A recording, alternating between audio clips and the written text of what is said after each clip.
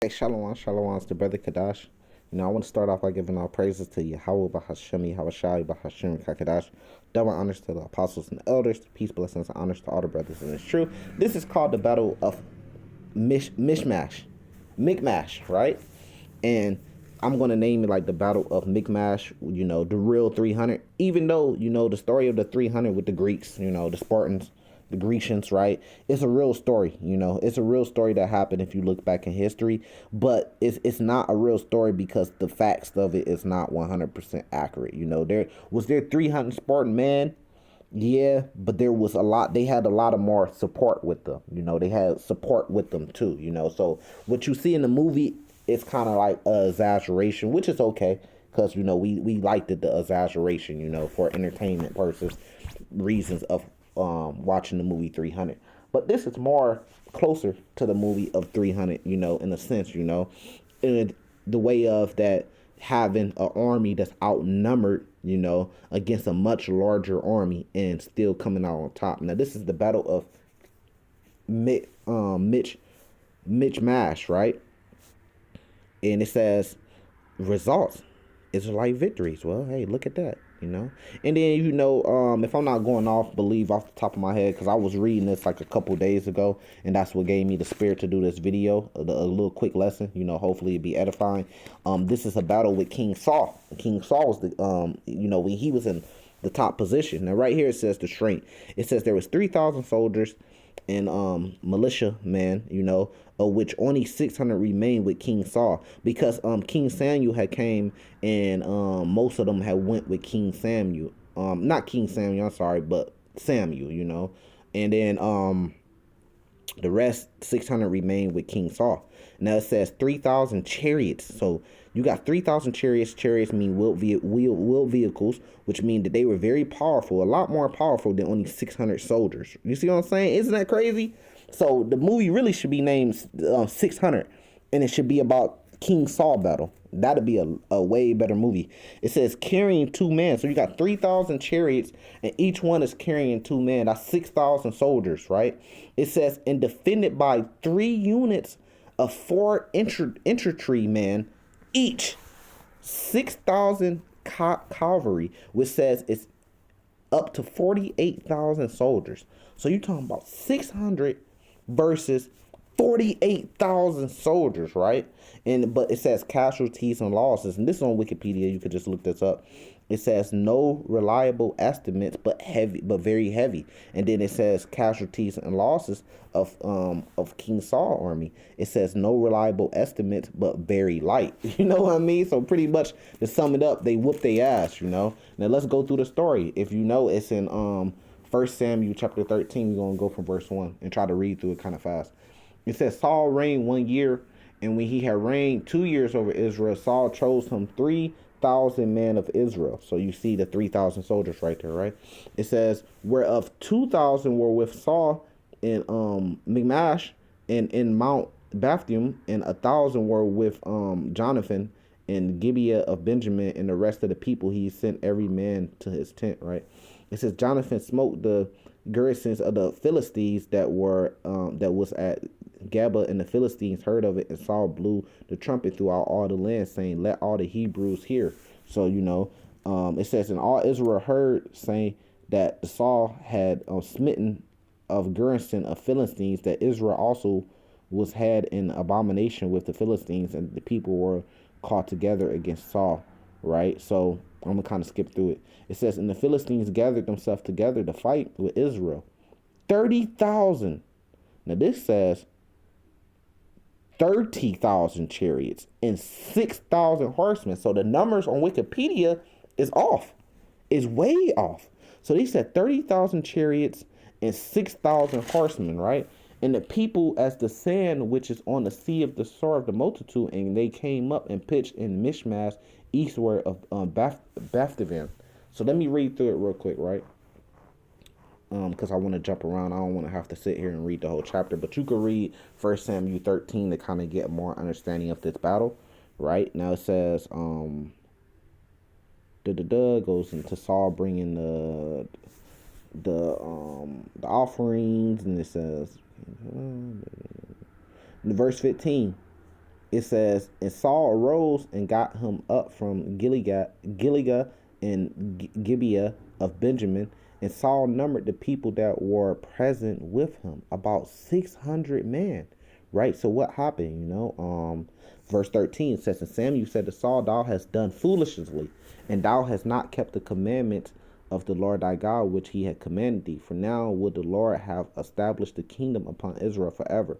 But now the kingdom shall not continue, and the Lord has sought him a man after his own heart, and the Lord has commanded him to be captain over his people, because thou hast not kept that which the Lord commanded thee. Right. So then it goes back to King Saul had 600 men, and Saul and Jonathan, his son, and the people that were present with them abode in Gilead and Gibeah of Benjamin, and the Philistines encamped in Michmash. Right. It says, and the spoiler came out of the camp of the Philistines in three companies. One company turned into the way that leadeth to Oprah, into the land of Sahar. It says, and another company turned the way of Beth Haran, and another company turned to the way to the border of looking to the valley of Zebeon towards the wilderness. So it's kind of like setting up the stage, right? It says, now there was no smite found throughout all the land of Israel, for the Philistines said, lest the Hebrews make them swords or spears. But all the Israelites went down to the Philistines to sharpen every man his share, and his coulter, and his axe, and his mattock, weapons of war, right? It says, yet they had a foul for their mattocks, and for the coulters, and the forks, and the axes, and the sharpens of golds. It says, for it came to pass in the day of battle that there was neither sword nor spear found in the hand of any of the people that were with Saul and Jonathan, but Saul and with Jonathan his son was there found. It says, and the garrisons of the Philistines went out to the passage of Michmash. Right. So this is setting the stage for what's about to happen. And then verse 4, chapter 14 should tell you what's about to happen. It says, now came the day pass upon the day. Now it came to pass upon the day that Jonathan and the son of Saul said unto the young man that bare his armor, come and let us go over to the Philistines' garrison that is on the other side. But he told not his father. Right. So here, let me jump through this.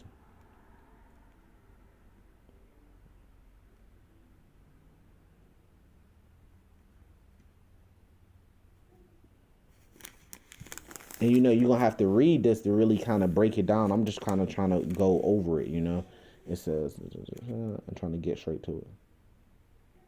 All right, now if you go to verse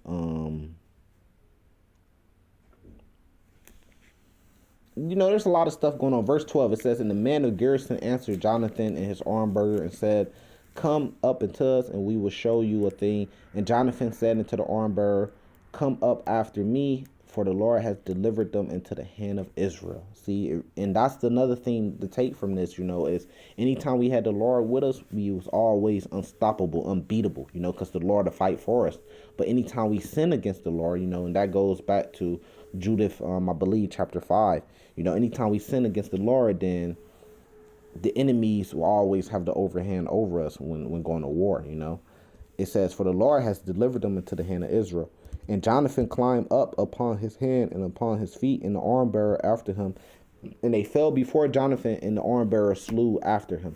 Right? It says, and the first slaughter which Jonathan and his arm bearer made was about 20 men within as it were a half acre of land, which a yoke of oxen might plow. So you can't tell me these men ain't have spiritual power. It says, there was trembling in the host, in the field, and among all the people, the garrison, and the spoilers. They also trembled, and the earth quaked. So it was a very great trembling. And the watchmen of Saul of Gilead of Benjamin looked, and behold, the multitude melted away. God damn. And they went on beating down one another. Then said Saul unto the people that were with him, number now, and see who is gone from us. And when they had numbered, behold, Jonathan and his arm bearer were not there. And Saul said unto Eliah, it says, bring hither the ark of God, for the ark of God was at the time with the children of Israel. And it came to pass, while Saul talking to the priest, and the noise that was in the host of the Philistines went on and ceased. and increased, right? And Saul said unto the priest, withdraw thy hand, right? So it's just going more into pretty much saying that, King Saul and the Israelites was just they was in victory, like it says right here, Israelite victory. It says verse 24, I'm jumping around. And the men of Israel were distressed that day, and Saul had endured the people, saying, cursed be the man that eateth any food until evening, that I may be avenged of my enemies. So none of the people tasted any food, and all day of the land came to wood, and there was honey on the ground. When the people were coming to the wood, behold, the honey dropped, and no man put his hand to his mouth, for the people feared the oath. That just shows you how much power the king had, over the people, right? But I want to get straight to the point. I think verse 36, it says, Saul said, let us go down after the Philistines by night and spoil them until the morning. Meaning, we're going to go down there and we're going to kill their asses until the morning, the Lord is a man of war, in a sense, This is what the Lord is about, us going to war. That's why it says in Daniel, I believe, chapter 7, that the Israelites should take the kingdom of heaven. That's why it says in Obadiah chapter 1 that the house of Judah and the house of Israel is going to be fire and flame, and the house of Esau for stumble, because there is going to be a great war, even amongst the people, Matthew chapter 24, kingdom against kingdom, nation against nation, people against people. It says, in the light, and let us not leave a man of them. And they said, do whatsoever seemeth good unto thee. Then said the priest, let us draw near hither unto God. And Saul asked counsel of God, shall I go down after the Philistines without deliver them into my hand of Israel? But he answered him not that day. And we know the reason why is because Saul went off, It says, and Saul said, draw ye near hither all the chief of the people, and know and see wherein this sin has been this day. For as the Lord liveth, which saveth Israel, thou it be in Jonathan my son, he should surely die. But there was not a man among all the people that answered him. So this is going into King Saul's downfall now, right? It says,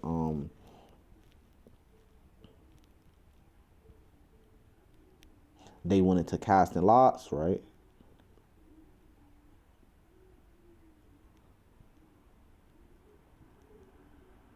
Verse 47. So Saul took the kingdom over Israel and fought against all his enemies on every side, against Moab and against the children of Ammon. There go Moab. There go Ammon, Japanese, Chinese. It says against Edom, the so-called white man, against the king of Zubah, and against the Philistines, and whatsoever he turned himself, he vexed them.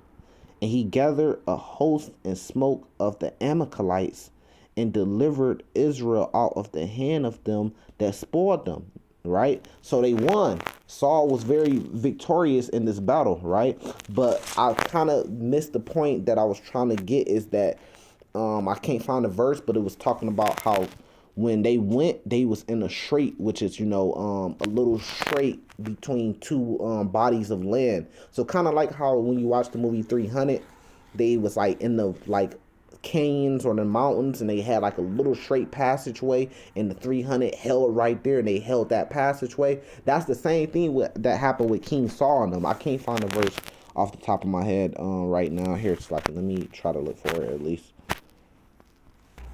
Right, but they was kind of like in a passageway. I can't really find it right now, but the point is, you seeing how they was heavily outnumbered compared to what they had. You see what I'm saying? But they still end up winning. And the first thing that came to head was like the movie of 300. How it was a very small number, and they end up, even though they end up getting put to death. But in this way, King Saul, with the battle of Michmash, he was actually victorious. Where it was a small army versus a very big army, and that just goes to show you the power of the Lord, and that goes to show you that the spiritual power is a very real thing.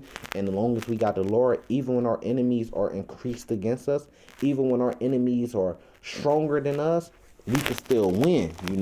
We just got to have the faith in the Lord. We can still win, because what does it say? A great multitude should be upon you. What does it say in 2nd Ezra chapter 16? What does it say in Revelation chapter 12? The devil should come down upon you because he know that his time is short. So even when Esau has the numbers, when he has the military man, when he has a great army, a great multitude that's upon us, guess what? We could still win, man. We could still win this thing as long as we got the Lord on our side. This is another precept just to go along with that real quick. What is that? No. Psalms chapter 18. Let me jump back to it.